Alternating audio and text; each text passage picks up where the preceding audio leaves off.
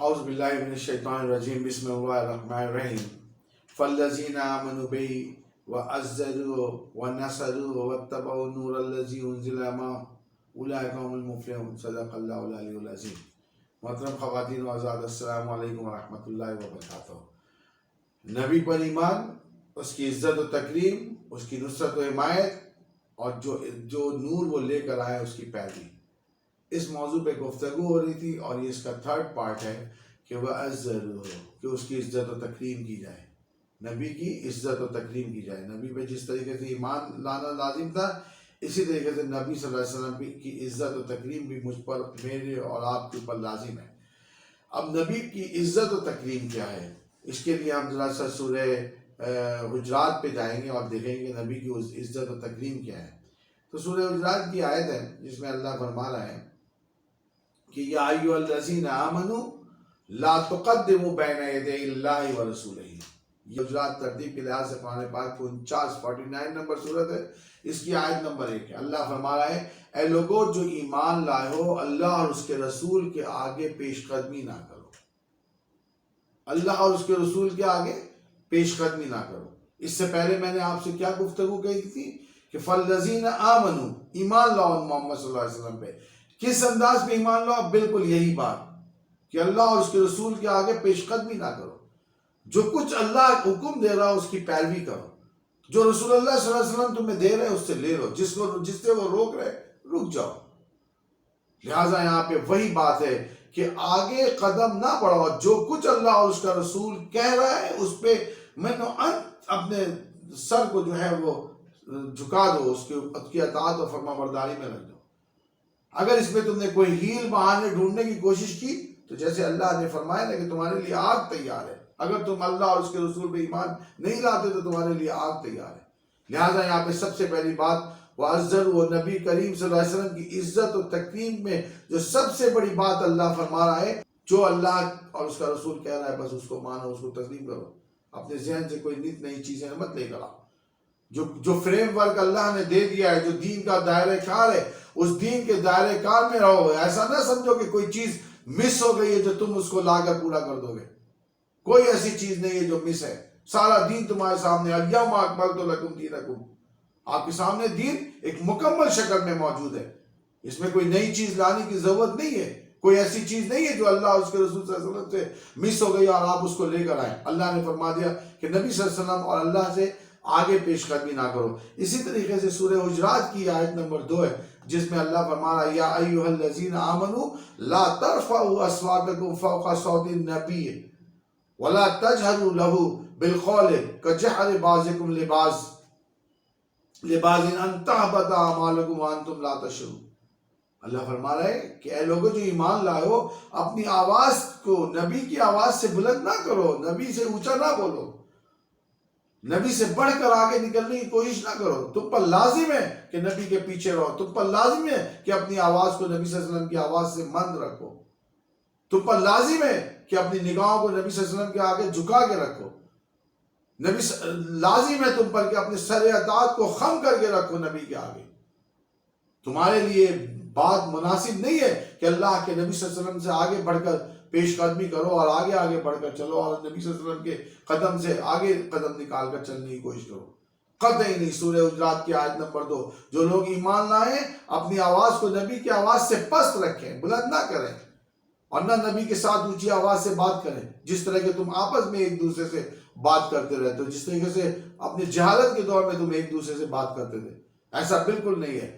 اگر تم ایسا کرو گے تو جان رکھو کہ ان تحبط اعمالکم وانتم لا تشعرون، کہ تمہارے اعمال ضائع ہو جائیں گے، تمہیں خبر بھی نہ ہوگی۔ لہٰذا اطاعت و فرما برداری کا طریقہ یہ ہے کہ جو اللہ اور اس کا رسول کہہ رہا ہے اس کو تسلیم کر لو، اس کو مان لو۔ جس دائرہ کار کو تمہیں رہنے کے لیے کہہ رہا ہے تم اس دائرہ کار میں رہو۔ جو حدود و قیود تمہارے لیے متعین کی گئے تم اس حدود و قیود کی پابندی کرو۔ خبردار کبھی کوشش نہ کرو کہ نبی صلی اللہ علیہ وسلم اللہ سے آگے بڑھ کر کوئی بات کرو گے یا نبی صلی اللہ علیہ وسلم کی بات میں اپنی بات کو رکھو گے۔ اصل تو واقعہ یہ ہے کہ لوگ نبی صلی اللہ علیہ وسلم کے حجرے کے باہر سے نبی صلی اللہ علیہ وسلم کو زور زور سے آواز دیا کرتے تھے لیکن یہ آیت، قرآن کی آیتیں ازل سے لے کر آخری وقت تک، قیامت کے دن تک ہمارے اور آپ پر لازم ہے۔ لہٰذا دوسرا پہلو یہ ہے اس کا کہ آپ نبی صلی اللہ علیہ وسلم کی آواز پہ، یعنی نبی صلی اللہ علیہ وسلم کے احکامات پہ اپنے کوئی حکم مت لے آئیے، نبی صلی اللہ علیہ وسلم کی بات پہ اپنی کوئی بات مت لے آئیے۔ لہٰذا یہاں پہ اللہ نے اس بات کا پابند کیا ہے، اور اگر تم ایسا کرو گے تو اللہ فرماتا ہے کہ پھر تمہارے اعمال ظاہر رہیں گے، تمہیں خبر بھی نہیں ہوگی۔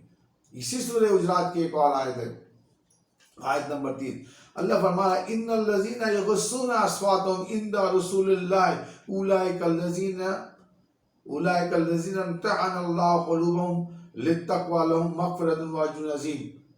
جو لوگ رسول خدا کی حضور بات کرتے ہوئے اپنی آواز کو پست رکھتے ہیں، در حقیقت وہی لوگ ہیں جن کے دلوں کو اللہ نے تقوی کے لیے جانچ لیا ہے۔ لهم مغفرۃ واجر عظیم، تو ان کے لیے مغفرت ہے اور اجر عظیم ہے۔ لہٰذا اپنی آواز کو، اپنی سوچ کو، اپنی فکر کو، اپنے معاملات کو نبی سے آگے نہیں بڑھانا۔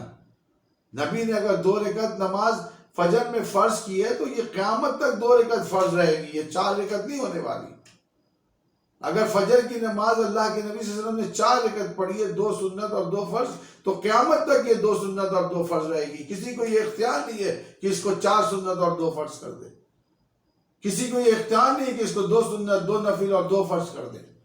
تا قیامت یہی 2 سنت اور 2 فرض رہے گی۔ اگر ظہر کی نماز 4 فرض ہے تو 4 ہی رہے گی، عیدین کی نماز اگر 2 رکعت ہے تو 2 ہی رہے گی۔ کبھی اس میں اپنی سہولت اور اپنی سکون اور اپنی حیثیت کو دیکھ کر اس کو بڑھانے گھٹانے کی کوئی گنجائش نہیں ہے۔ لہٰذا اللہ فرما رہا ہے کہ جو لوگ اللہ کے رسول کے ساتھ اپنی آواز کو پست رکھتے ہیں، حقیقت میں اللہ نے ان کے دلوں کو جانچ لیا ہے۔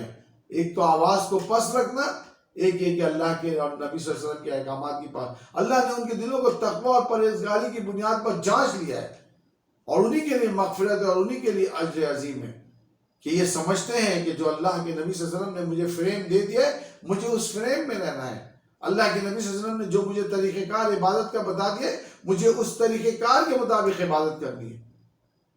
کوئی چیز بھی ایسی نہیں ہے جو اللہ کے نبی صلی اللہ علیہ وسلم نے چھوڑ دی ہو۔ لہٰذا اللہ کے نبی صلی اللہ علیہ وسلم کی عزت و تکریم یہ ہے کہ ان کے حکم کے پیچھے چلا جائے، ان کے قدم کے پیچھے چلا جائے، ان کی آواز ان کے حکم سے آگے اپنے احکام کو نہ لگایا جائے، جو شریعت انہوں نے پیش کر دی ہے اس شریعت پہ عمل کیا جائے، اور تا قیامت اللہ کے نبی صلی اللہ علیہ وسلم کی پیش کی ہوئی شریعت کو قائم اور دائم کرنے کی کوشش کی جائے۔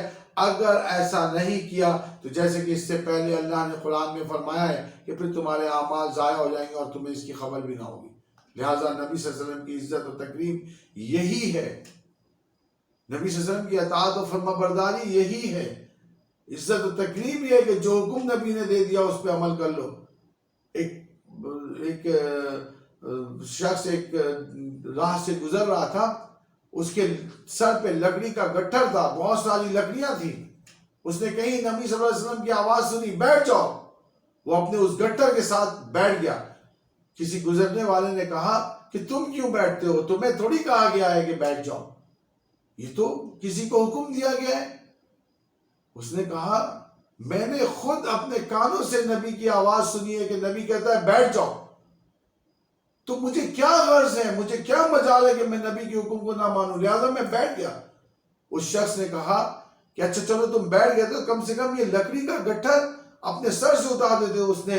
اس راہگیر نے اس کو کہا، تو اس بیٹھنے والے نے کہا کہ میں اللہ کے نبی صلی اللہ علیہ وسلم سے آگے کیسے بڑھ سکتا ہوں، میں کیوں تاخیر کروں، جتنی دیر میں میں سر سے یہ بوجھ اپنا اتار کے نیچے رکھتا ہے، اتنی دیر میں تو اللہ کے نبی صلی اللہ علیہ وسلم کے حکم کی حکم عدولی ہو جاتی۔ لہٰذا میرے لیے ممکن نہیں تھا کہ میں اس بوجھ کو پہلے اتاروں اور بعد میں بیٹھوں۔ میری اطاعت و فرما برداری کا طریقہ یہ تھا کہ جو حکم نبی صلی اللہ علیہ وسلم کا ہے بس اس پہ میں فوری طور پہ عمل کر جاؤں۔ لہٰذا اللہ کے نبی صلی اللہ علیہ وسلم نے کہا بیٹھ جاؤ، میں بیٹھ گیا۔ میرے دوستو اور ساتھیوں، یہ اللہ کے نبی صلی اللہ علیہ وسلم کی عزت و تکریم، یہ اللہ کے نبی صلی اللہ علیہ وسلم کا بلند مرتبہ، کہ جس طریقے سے قرآن اور حدیث بیان کر رہا ہے اس طریقے سے اللہ کے نبی صلی اللہ علیہ وسلم کی عزت و تکریم کی جائے۔ اس کے بعد والے موضوع میں انشاءاللہ تعالی اللہ کے نبی صلی اللہ علیہ وسلم کی نصرت و حمایت پہ گفتگو کریں گے۔ آپ میرے ساتھ رہیے گا۔ اللہ میرا اور آپ کا سب کا حامی و مددگار ہو، اور اللہ ہمیں ان تمام احکامات پر عمل کرنے کی توفیق عطا فرمائے۔ وآخر دعوانا الحمد للہ رب العالمین. جزاک اللہ خیر.